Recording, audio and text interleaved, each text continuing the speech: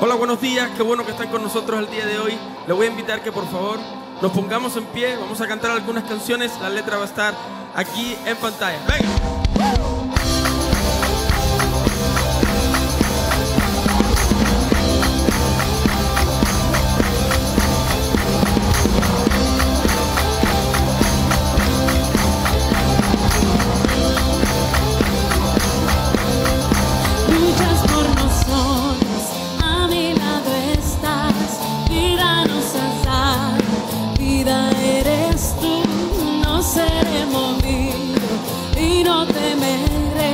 Si tú estás aquí, oh, oh, oh.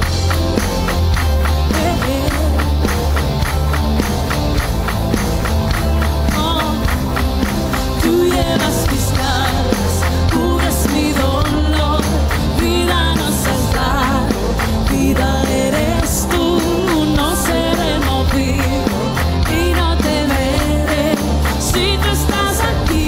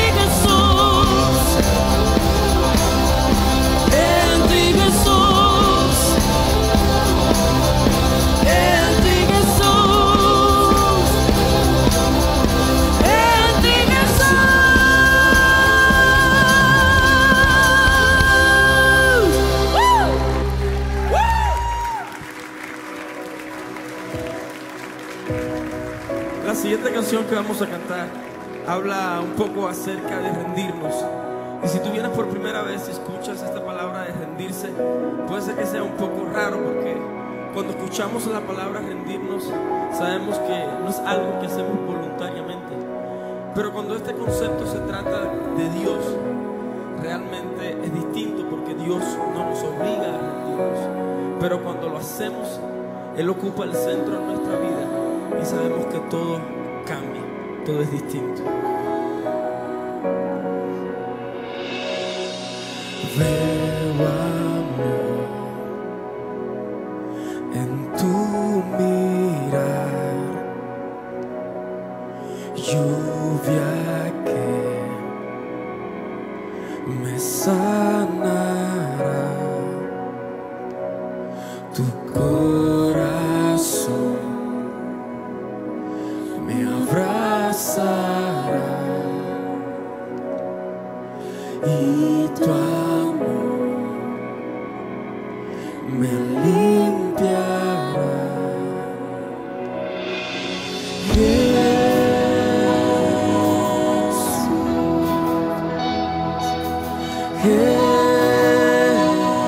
Jesús, yo vengo, me entrego, me rindo a ti.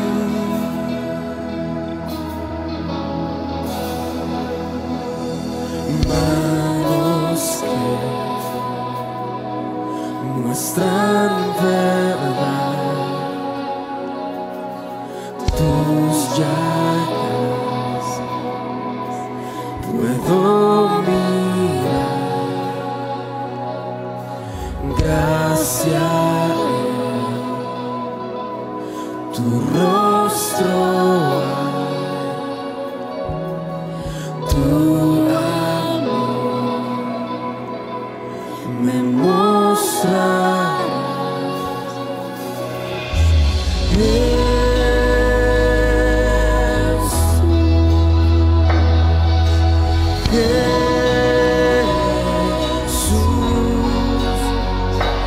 Yo vengo, me entrego, me rindo a ti.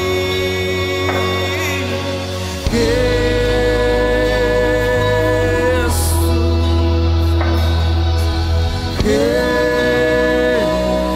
Jesús, yo vengo, me entrego, me rindo a ti.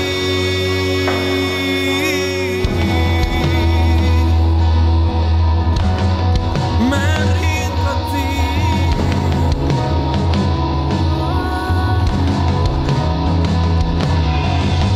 Cada día de mi vida te necesito, en dolor o en alegría te necesito. Si respiro, si camino, te necesito.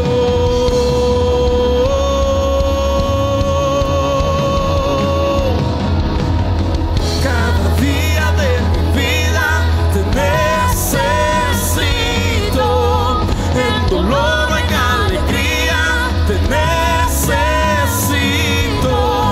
Si respiro, si camino, te necesito.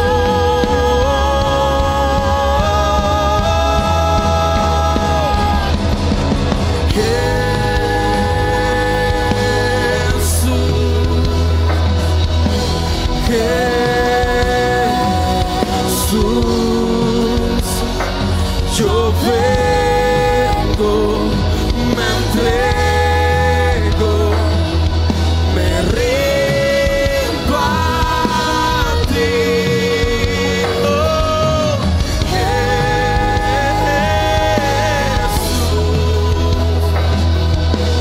Jesús, yo vengo, me entrego.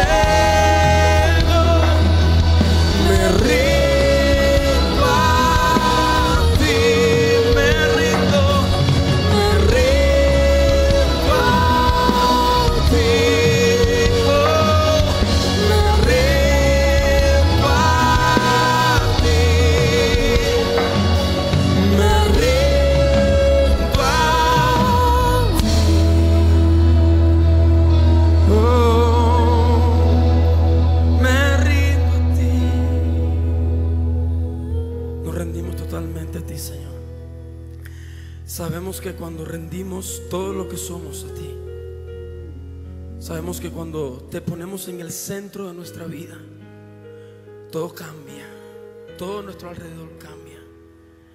Cuando nos rendimos delante de ti, sabemos que tu gracia se apodera de nosotros. Sabemos que tu gracia ocupa todo lugar necesitado y realmente tú estás ahí. Te doy gracias, Señor, en el nombre de Jesús. Gracias, amén y amén. Gracias, Señor. La siguiente canción que vamos a cantar habla acerca de la gracia de Dios, y de eso vamos a estar hablando en esta reunión mucho, acerca de esa gracia de Dios. Venga, palmas.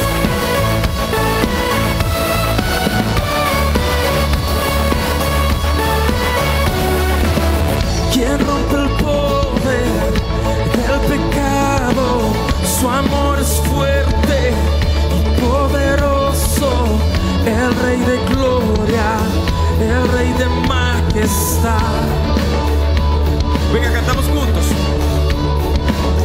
Conmueve el mundo con su estruendo y nos asombra con maravillas. El Rey de gloria, el Rey de majestad. Gracias sublime, perfecto es su amor. Tomaste mi lugar, cargaste tú mi cruz, tu vida diste ahí, y ahora libre soy. Oh, Jesús, te adoro por lo que hiciste en mí. A ver esas manos arriba.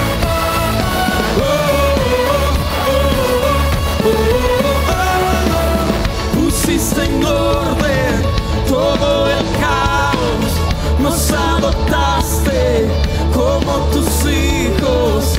El Rey de gloria, el Rey de gloria, el que gobierna con su justicia y resplandece con su grandeza. El Rey de gloria, el Rey de majestad. Oh, oh, gracias sublime, perfecto es tu amor. Tomaste mi lugar, cargaste tú mi cruz, tu vida diste ahí, y ahora libre soy. Oh, Jesús, te adoro por lo que hiciste en mí. Digno es el Cordero de Dios, digno es el Rey que la muerte venció. Digno es el Cordero de Dios, digno es el Rey que la muerte venció. Conmigo. Digno es el Cordero de Dios, digno es el Rey que la muerte venció. Digno es el Cordero de Dios, digno, digno, digno. Gracias sublime, perfecto es su amor. Tomaste mi lugar, cargaste tú mi cruz, tu vida diste ahí, y ahora libre soy. Oh, Jesús, te adoro por lo que hiciste en mí.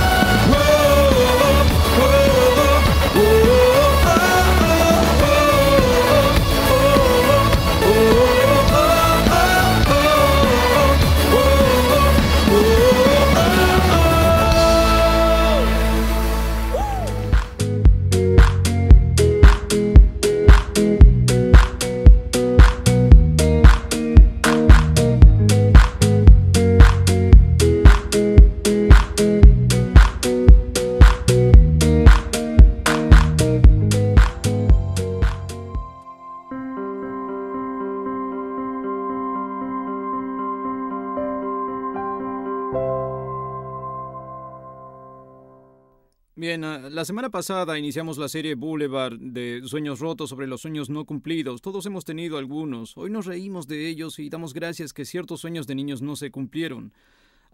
Por ejemplo, cuando tenía 15 o 16 años, no recuerdo, entré a un club de discos. Quizá tú lo hiciste. ¿Te acuerdas? ¿No? ¿Cuántos se acuerdan de los LP? Para empezar, o no sabes de qué hablo, ¿no? Sí, no. Ve a la casa de tus papás y abuelos y diles, ¿qué son esos frisbees negros? En fin, te daban un álbum gratis al entrar y el primero fue Honky Chateau de Elton John, donde viene Rocket Man, el álbum. No se rían. Así que empezaba a aprender a tocar el piano, aprendí solo y lo tocaba como si fuera guitarra. Ponía octavas aquí y acordes acá y le daba, como le das a la guitarra acústica, siguiendo el ritmo. Y hasta llegué a romperle cuerdas al piano, lo que me parecía muy extraño hasta que leí en un artículo que a Billy Joel le pasaba y me sentí menos mal. A mis padres no les gustaba, dejaron de arreglarlas al final. Y en fin, me ponía a aprender a tocar las canciones de Elton John de oído, las de cada álbum. Me aprendía todas las canciones sin partitura. Mis papás me dieron lecciones de piano y... Hablando de sueños que no se cumplieron, ¿cuántos de sus padres pagaron clases de piano y ustedes nunca aprendieron? Bien, ese es un sueño que nunca resultó para ellos. Sí. En fin, decidí que Elton tendría como unos 30 años o algo así, una persona grande para mí que estaba en la secundaria, y como siempre hay nuevos artistas, así que yo sería el próximo Elton John. Esa era mi ambición, era ser estrella de rock. Recuerdo haberlo visto en el Omni. ¿Recuerdan el Omni? Cuando estaba en la escuela pensaba, ahí está mi ambición, y justo ahí, y Kiki Dee, algunos la recordarán, era genial. Pero, en fin, así que ese era mi sueño, ser estrella de rock. Si estaba con mi papá y me preguntaban, ¿qué vas a hacer de grande?, él me tapaba la boca y decía, aún lo está pensando. Papá, estoy buscando una universidad de rock, o sea, así que todos tuvimos, ¿quiénes han, sean honestos, soñado con ser actores, astronautas, deportistas, cantantes? ¿Cuántos de ustedes no cumplieron su sueño de niño? Sí, claro, nadie soñó con ser pastor, ¿verdad? Hay sueños que no se cumplen, te acuerdas y te ríes, algunos otros se alegran de que no se cumplió. Luego uno crece y vienen sueños serios. Más que sueños, son todas expectativas. A tu alrededor todo el mundo se casa, y todos los que se casan tienen hijos, todos los hijos crecen, trabajan y se vuelven responsables y se van de la casa. Y a tu alrededor los que tienen hijos tienen nietos. Aparentemente si tienes una carrera tienes 2 o 3 autos y es normal tener una casa en el lago. Al final tienes expectativas sobre el futuro, aunque realistas, son como sueños, cosas del futuro. Nos sentimos, digo nos, porque no eres el único, y ese es parte del problema. Todos pasamos por etapas de la vida donde una mañana recibimos una carta o una llamada y luego tu sueño se esfumó. No se va a cumplir. De pronto ya tienes 30 y estás soltera. O estás casado, pero no vivirán felices para siempre. Tu relación está comenzando a derrumbarse con el primer marido, primera esposa, o quizás sea tu segundo matrimonio y empiezas a sentirte igual que en el primero. Y además de que eres el denominador común en ambos, te das cuenta, caray, creo que hay un problema aquí y tú sabes. Bueno, ese es un sermón para otro día, pero en fin. Creíste que esta vez sí, iba a funcionar, estaba seguro y...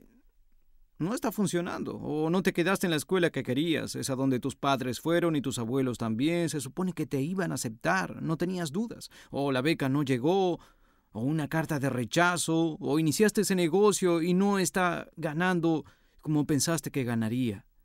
O tu hija se casará, lo apruebes o no, punto, olvídalo. Y vayas o no, ellos se van a casar. O te das cuenta de que no tendrás nietos, o no vivirás para verlos. Todos pasamos por alguna etapa en que recibimos esa carta o llamada y los sueños, cosas que esperábamos, el sueño americano, a todo el mundo se le da. A todos menos a ti. Te das cuenta de que esas cosas nunca se cumplirán. Pasó mucho tiempo y entonces fueron las malas decisiones de mi parte o de otra gente. No se va a cumplir ese sueño que tenías. Y tienes emociones. Y son emociones muy fuertes. Son lo que te lleva al alcoholismo o a la drogadicción o a una ira extraordinaria. Mueven a la gente en contra de su ex esposo, su ex esposa, usan a los hijos para castigarlo, hacen lo que nunca te creíste capaz, por coraje. Conviertes tu decepción en ira o enojo incontrolable y dices cosas que no querías decir y haces cosas, pero ¿cómo controlar esa emoción? Porque tu futuro se ve muy negro en esa área de tu vida.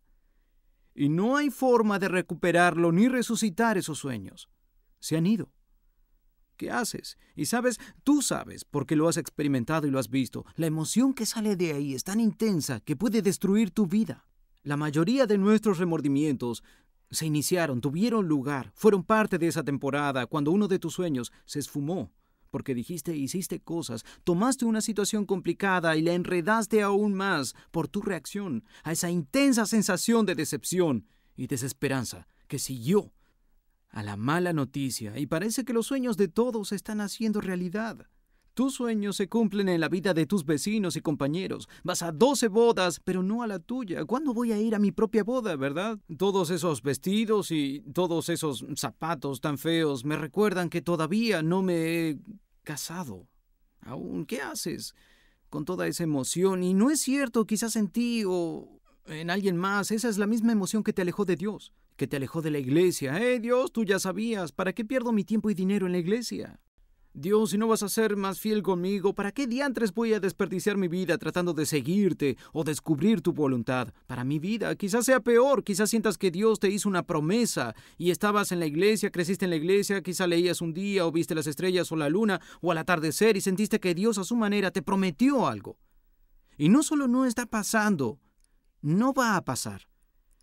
¿Qué haces con todo eso? Bueno, aquí está lo sorprendente. En la Escritura, la gente de la vida real, que con frecuencia consideramos como mitos, leyendas o cuentos, la gente real de la Biblia, enfrenta todos esos dilemas.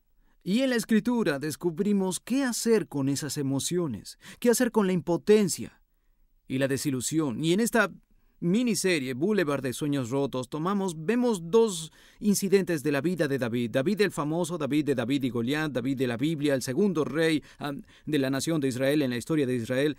Y en estas dos situaciones escogimos dos porque la que veremos hoy es un poco increíble. En la que veremos hoy, él tendría unos 40 y tantos años o quizás 50 y tiene mucho que perder, mucho que arriesgar. Y en la historia de hoy, su futuro se oscurece totalmente y su respuesta es tan increíble que de hecho es un patrón que todos debiéramos seguir. Pero como dije anteriormente, de haber empezado con esa historia, tú la oirías y dirías, ese es otro cuento bíblico. Nadie actúa así. Nadie reacciona así. Eso es completamente irreal, predicador, y yo esperaría algo así de la Biblia. Pero si conocieras mi vida y la desilusión y los sueños de mi vida que no se cumplirán por cosas que ni siquiera son mi culpa, ok, en parte son, quizás sí, pero el punto es, no es justo. No es justo que el futuro se oscurezca tan de pronto. Claro que la Biblia dice eso. Por eso la semana pasada hablamos de David como un joven quien al darse cuenta de que sus sueños no se cumplirán le da pánico y hace lo mismo que nosotros. Decide, me mantendré a flote y trataré de solucionarlo. Manipularé mis circunstancias, nadie me trata así. Si no confío en Dios, confiaré en mi propio ingenio. Ya verán, me protegeré. Y al hacerlo, hizo de una complicada situación algo mucho peor. Gente fue asesinada. Fue una mancha en su pasado por el resto de su vida y el resto de su legado. Al final lo vemos regresar humildemente a Dios y dice, Dios, no me imaginé que llegaría a esto y he cometido un grave error con mis decisiones, motivadas por el terror como tú y yo. El terror, la decepción y el miedo. La sensación de que todo está fuera de control, lo que provocó esas circunstancias. En la historia de hoy, David es un sabio anciano y enfrenta circunstancias peores que la situación anterior. Pero nos da un ejemplo digno de seguir, de cómo reaccionar cuando tus sueños y mis sueños no se llegan a cumplir. Bien, vamos a leer el libro segundo de Samuel, capítulo 15. Segundo de Samuel 15. Aparecerá en la pantalla por si no traes Biblia y puedes continuar leyendo en la comodidad de tu casa. Pero primero, déjame decir algo que quiero comunicar a todos los hombres. Bien, cuando cuente la historia y sientas, eso es muy pasivo, así es el cristianismo, por eso no quiero ser cristiano. Mira de quién estamos hablando. Es un hombre quien de adolescente mató a un león mano a mano. A un oso en otra ocasión. Es el David quien de joven en el valle enfrentó a un gigante con una honda. Es un guerrero quien al final de una batalla estaba bañado en sangre. Era tan agresivo en la batalla que peleaba al frente y no atrás como un rey. Él vio e hizo cosas que tú y yo nunca haremos. Un líder natural a quien las masas seguían desde muy joven, quien desde abajo llegó a ser rey no por linaje o parentela, porque era único, especial. Era un hombre hecho y también un hombre derecho, definitivamente. David no era pasivo, y la forma en que responde a esta situación es tan extraordinaria porque si lees el resto de su vida, te das cuenta, esto fue especial. Este fue un instante cuando rompe el molde de macho rey guerrero que acostumbraba a ser. Ve la forma de tomar su ambición como rey y tomar su coraje y cubrir ambos con fe en Dios, a quien deja el control de su vida. Esta extraordinaria historia comienza más o menos así. David en sus 40 o 50 es rey, venció a sus enemigos, vive bien, varias esposas, muchos hijos, todos sus hijos son adultos a estas alturas, vive bien. No podría ser mejor, sin preocupaciones, con un legado prometido por Dios. Pero bajo su propio techo algo sucede. Su primogénito se llama Amnón. Un día él será el rey, es el heredero, es el siguiente al trono. Amnón entonces se enamora de su hermanastra, Tamar. Ella era muy hermosa según leemos, pero el problema es que no puedes enamorarte de tu media hermana, ¿ok? Bien, Amnón insiste en tener una relación con Tamar y confabula un plan fingiéndose enfermo. Se asegura de que los dos estén solos en su mansión, ella le trae de comer y él la abusó. Y luego de violarla, la desprecia, ordena a sus sirvientes que la echen, y ella implora, no, hablemos con nuestro padre y que él me dé como tu esposa. Pero él dice, jamás quiero volver a verte, la deshonra por completo. La echa de la casa y sus sirvientes y ella son testigos de lo que hizo, y su maldad fue horrible. Bueno, David se entera de esto. ¿Y qué haces? Es el príncipe del país. Pero es tu hija y tu hijo. ¿Qué haces? Imponer la ley sería devastador para la familia y la nación. David toma la mala decisión de no hacer nada, olvida el asunto. Y Tamar se va a vivir con su hermano, quien la acepta en su hogar para el resto de su vida. Su nombre es Absalón. Absalón se parece a David más que nadie. Es un líder natural, bien parecido. La gente sigue a Absalón solo porque es Absalón. Es un tipo increíble, es como su padre. Absalón decide que si David no hace nada respecto a este crimen, él lo hará. Espera 2 años sin decir nada. 2 años después de este suceso, Absalón hace una gran fiesta e invita a todos sus hermanos y hermanas y a su padre el rey a un banquete. David en el último minuto decide no ir, así que Absalón se reúne con todos sus hermanos y hermanas en esta enorme fiesta, el banquete, y en el momento oportuno, él asesina a Amnón frente a todos sus hermanos.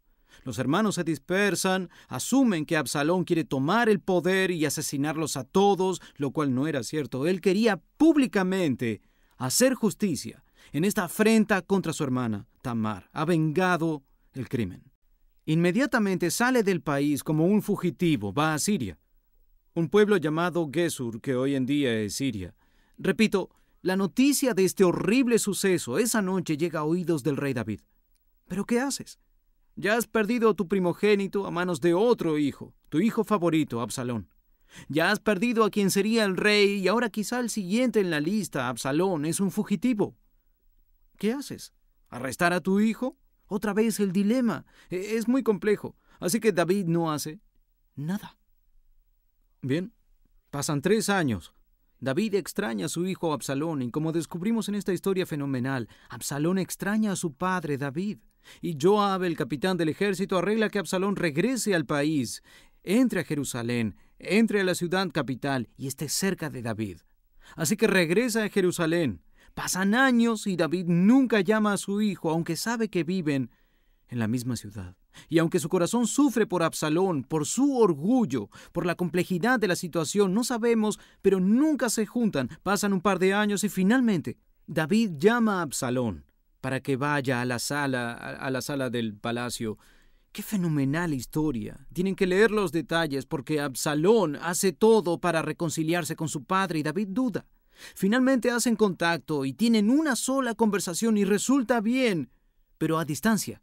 y Absalón se enoja.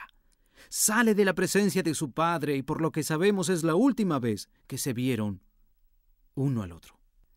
La historia continúa 4 años después. Durante esos 4 años, Absalón se sienta en las puertas de la ciudad y hace de juez y consejero. Con el tiempo se gana el corazón de toda la gente de la ciudad y en consecuencia de Israel. Y empiezan a ver a este hombre del momento como el líder que buscaban. David ya no se deja ver, David es inaccesible, pero Absalón escucha, Absalón da consejos y Absalón es un líder natural, atrae a la gente. Con el tiempo y lentamente roba el corazón de la gente y luego se le ocurre el plan de derrocar a su padre, el rey. Ahí es donde la historia continúa. Segundo de Samuel, capítulo 15, verso 7. Al cabo de 4 años, hace 4 años regresó a la ciudad. Absalón dijo al rey, su padre, «Permíteme ir a Hebrón a cumplir un voto que hice al Señor. Cuando tu siervo vivía en Gesur de Harán, donde estaba exiliado en Siria, hizo este voto, si el Señor me concede volver a Jerusalén, que sí volvió, le ofreceré un sacrificio en Hebrón». El rey le dijo, «Ve en paz», así que fue a Hebrón. Verso 10. Luego Absalón envió mensajeros secretos a las tribus de Israel a decir, al oír el toque de trompeta exclamen, Absalón es rey de Hebrón. Planeaba ir a esta importante región de la nación y proclamarse rey. Luego mover a su ejército y su séquito hacia Jerusalén, ganando impulso al avanzar con el fin de derrocar a su padre. Verso 11. 200 hombres de Jerusalén habían acompañado a Absalón. Habían sido invitados e iban de muy buena fe, sin sospechar lo que pasaba. Mientras Absalón ofrecía sacrificios, mandó buscar a Agistofel, el gilonita, consejero de David, en el pueblo de Giló donde vivía. Así la conspiración tomó fuerza, y los seguidores de Absalón aumentaban. Así que incluye a este consejero de su padre para ganarse su confianza, para poder enviarlo como espía en la corte de su padre. Y todo este tiempo, toda esta aversión contra David pasa. Y no sabemos qué sabía. Escucharía rumores, sabría que algo pasaba. Pero David era como tú y como yo. Cuando sabes que algo está, tú sabes, urdiéndose contra ti, no te quieres enterar. Y ves esa carta, pero no, ha de ser un error. Oyes ese correo de voz, pero te dices, no ha de ser cierto. Y tus hijos se evaden cuando te hablan, pero no pasa nada. O tu esposo es distante, o tu esposa no tiene tiempo, pero no crees que algo anda mal. En el trabajo te relegan, pero han de estar demasiado ocupados. De seguro David sabía que algo andaba mal. Pero en ese momento, un momento que todos hemos tenido, recibe la noticia, verso 13. Un mensajero fue a decirle a David, el corazón de los hombres de Israel está con Absalón. David, cualquiera que fuera tu intención de reconciliarte con Absalón, si tenías esperanzas y sueños de que cuando murieras él fuera rey, puedes olvidarlos ya, porque se acabó. No sucederán. Como al firmar los papeles, y querías resolverlo, pero ese matrimonio terminó. Como la vez con el consejero de la escuela, en el que hablarían de los problemas de tu hijo o hija adolescente, pero fue aún peor de lo que esperabas. Como el día en que te despidieron, no te la creías. Pensaste, quizá vamos a mejorar, trabajas duro y caray. Pero ahí está. Se terminó. O te llama el banco, o el doctor, o un amigo, o tantas cosas. El momento en la vida en que te das cuenta que ese sueño no se cumplirá. Y es demasiado tarde para rescatarlo del caos. Ahí está David con la noticia que no esperaba. Tu hijo tratará de apoderarse del reino. Tu hijo va a pelear, literalmente, contigo. ¿Qué haces? Verso 14. Y David dijo a todos los oficiales que estaban con él en Jerusalén, vengan, debemos huir, o ninguno de nosotros logrará escapar de Absalón. Debemos salir inmediatamente, o nos alcanzará pronto, nos vencerá y nos arruinará, pasando a la espada, a la ciudad, por la espada. Entonces, para salvar la ciudad y evitar que la sitiaran, David decide empacar sus cosas e irse. Verso 15. Los oficiales del rey contestaron, tus siervos estamos listos para hacer lo que nuestro señor y rey decida. El rey partió con toda su corte detrás de él. ¿Qué haces cuando sabes que tus sueños no se cumplirán? Verás, esto fue un golpe para la gente que rodeaba a David y se nota aún más después, porque la gente que rodeaba a David sabía, pensaba, David dará la pelea. Estamos en posición defensiva. Seguramente David no huirá. Y que David diga, empaquen todo lo que puedan y reúnan a toda la familia, todos quienes me sean leales. Vamos a abandonar la ciudad. Si mi hijo quiere el trono, que lo tome. Si quiere la corona, que la tome. Si quiere el palacio, que lo tome. Que lo tome todo. No voy a pelear, ni voy a resistir. Y no voy a empeorar una mala situación aún más. Ya hice eso. Ya una vez traté de mantenerme a flote. Ya traté de manipular a Dios. Ya traté de tomar el control. Y no aprenderé la lección a lo difícil por segunda vez. Y David se encuentra en una situación muy mala en la que espero que tú nunca te encuentres. Una situación muy mala porque si sale a pelear con su hijo y gana, él pierde. Es su hijo. Si sale a pelear con su hijo y pierde, él pierde. Es su hijo. Es la guerra.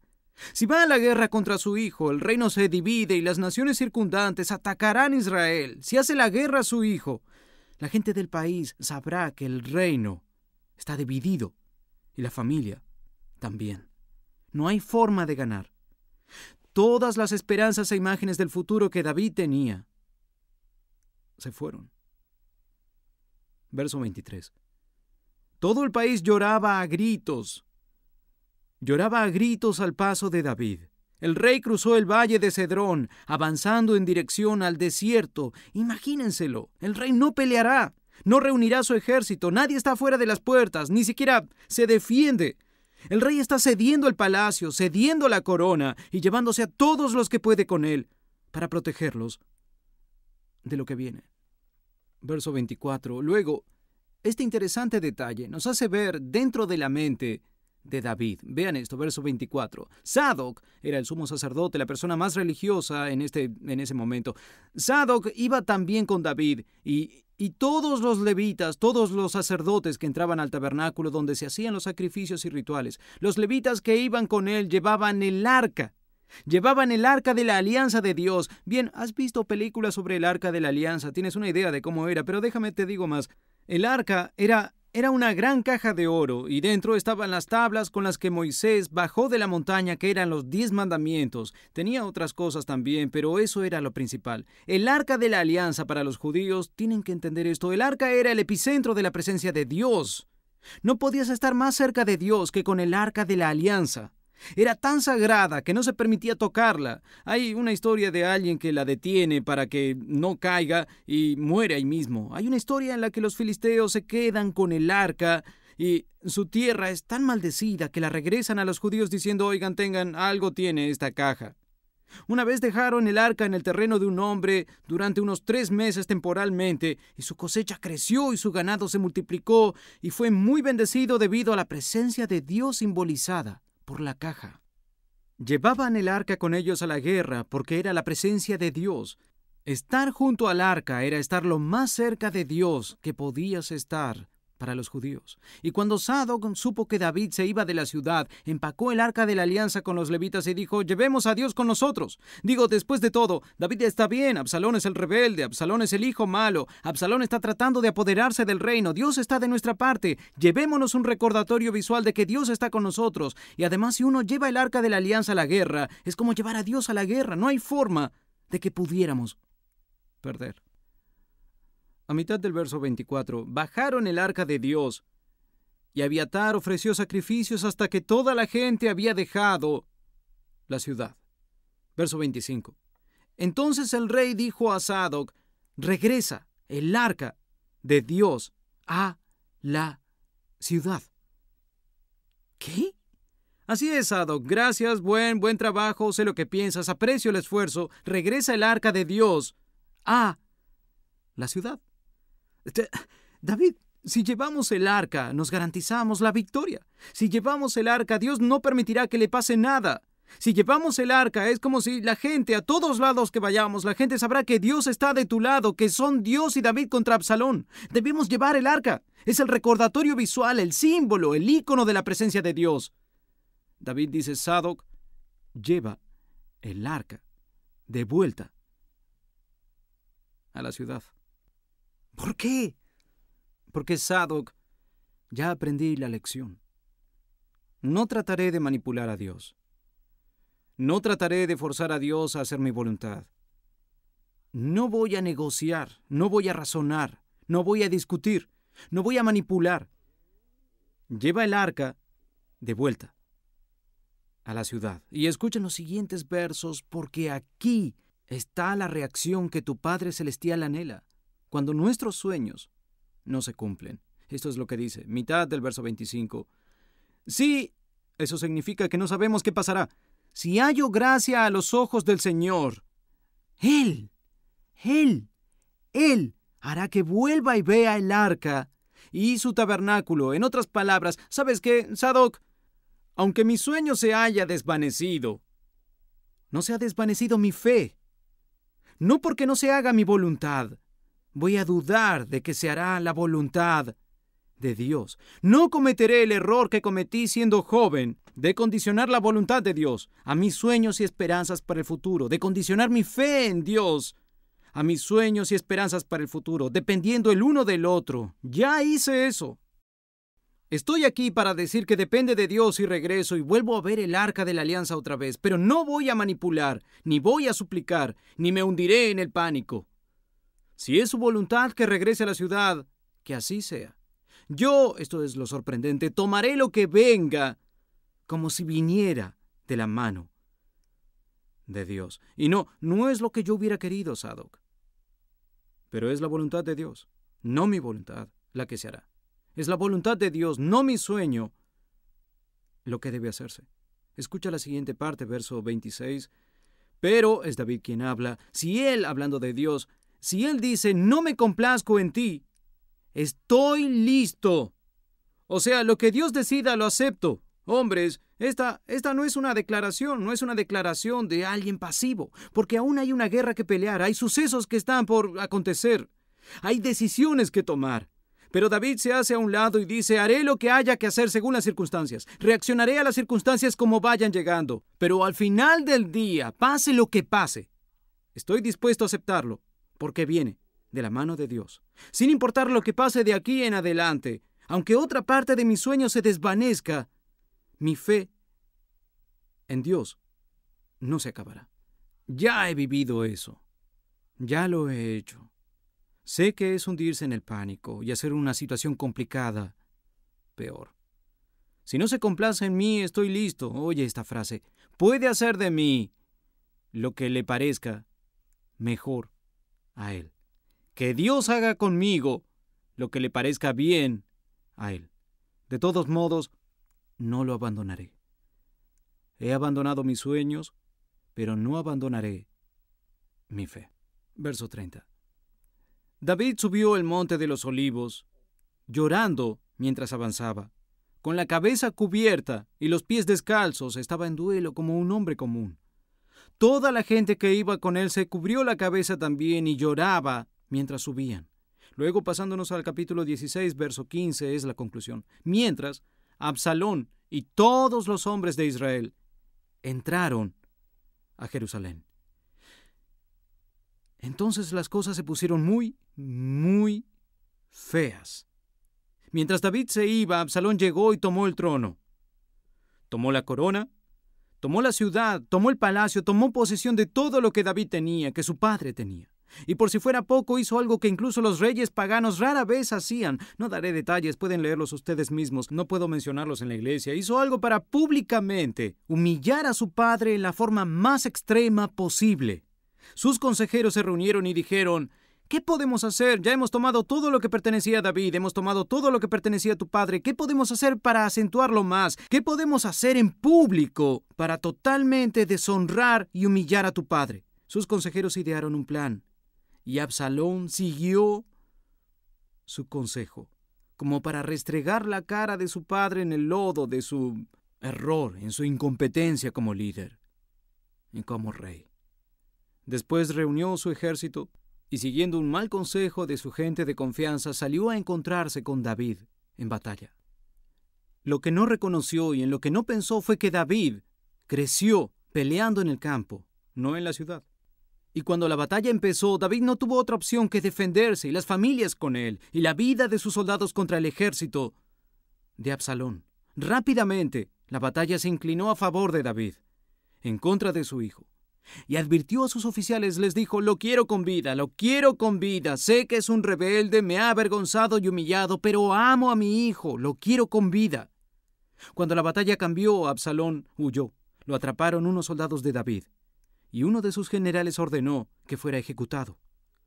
La noticia llegó a David. Buenas noticias, David. La batalla terminó.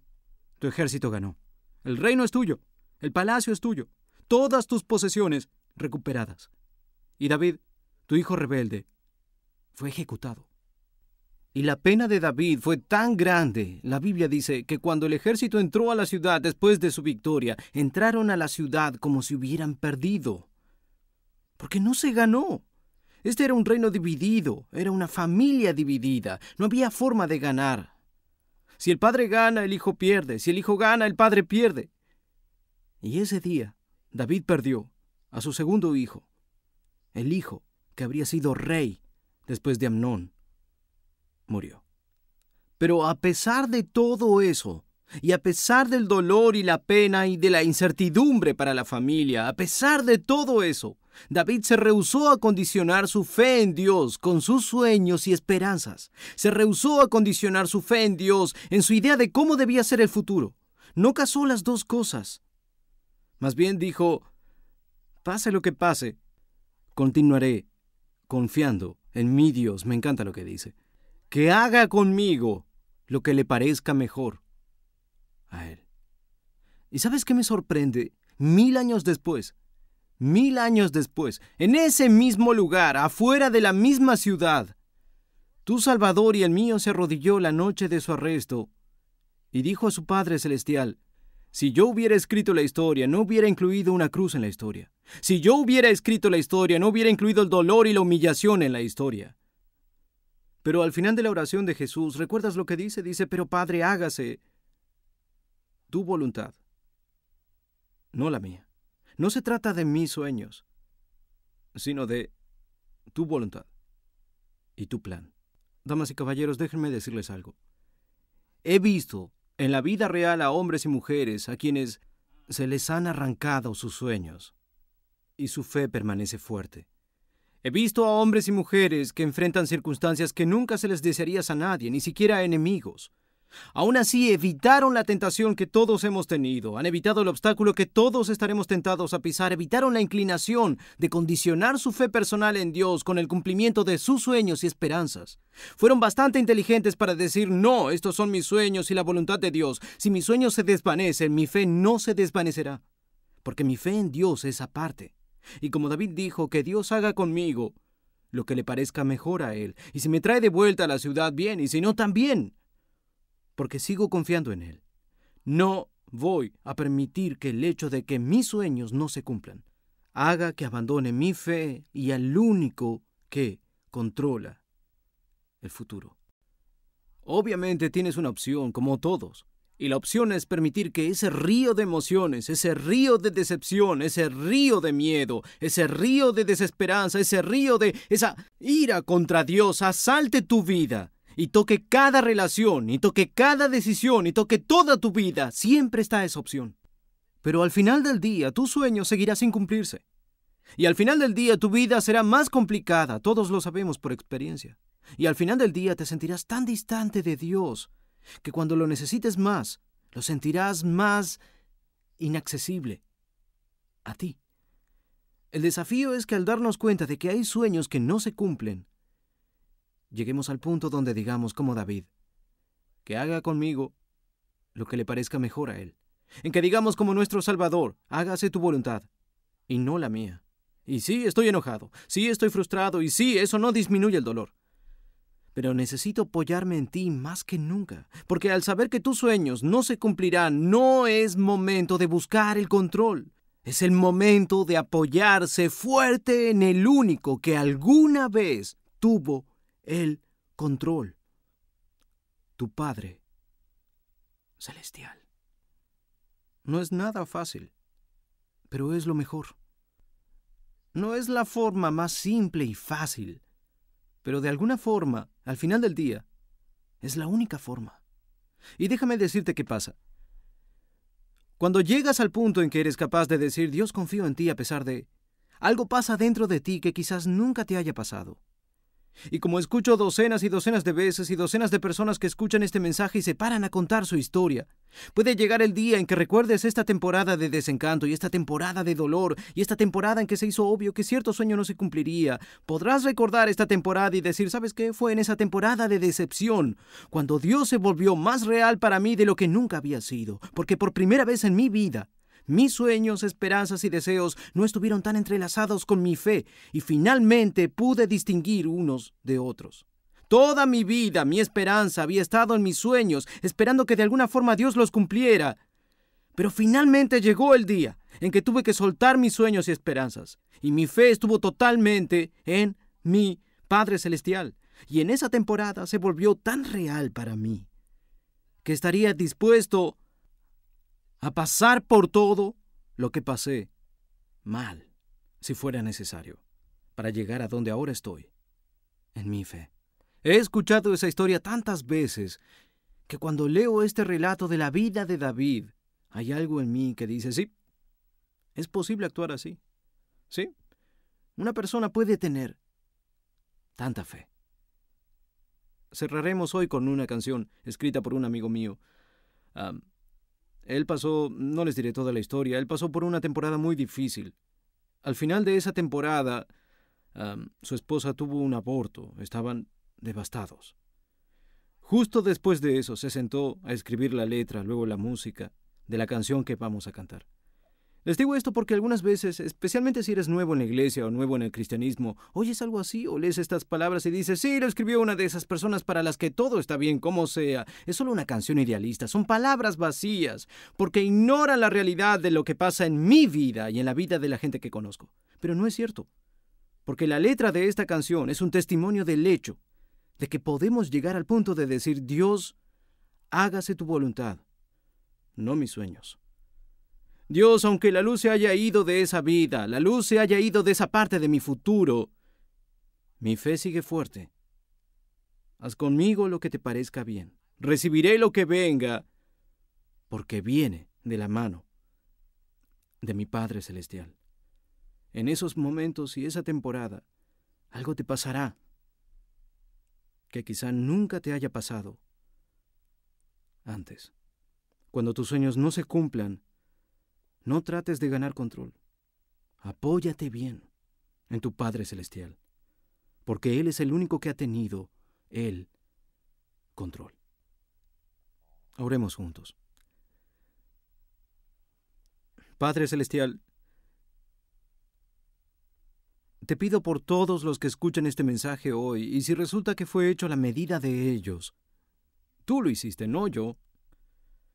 Por todos los que aquí están al final de una relación difícil, sea matrimonio, compromiso, lo que haya sido, y que gastaron tanto tiempo e invirtieron tanto de sí mismos, y ya se acabó, y sienten como si esos 10 años, 10 meses o 20 años fueran una pérdida, y la sensación de desesperanza y desesperación es abrumadora para ellos. Padre, te pido en el nombre de Jesús, que puedan envolver su fe alrededor de ti, y desprenderla de sus sueños y esperanzas para el futuro. Padre, por todos los padres aquí, cuyo corazón está roto o rompiéndose, te pido que su fe en ti permanezca fuerte, que te vuelvas tan patente en sus vidas como nada que hayan experimentado antes. Por todo padre que esté enfrentando una crisis de fe, que nunca hubiera escrito en su historia, pero ahí está, al frente y al centro, matando lentamente los sueños que tenían para el futuro, que te encuentren a ti a la mitad. Y como nuestro Salvador tan valerosamente dijo a unas horas de su crucifixión, que nos unamos a Él y digamos, hágase tu voluntad y no la mía. En el nombre de Jesús. Amén.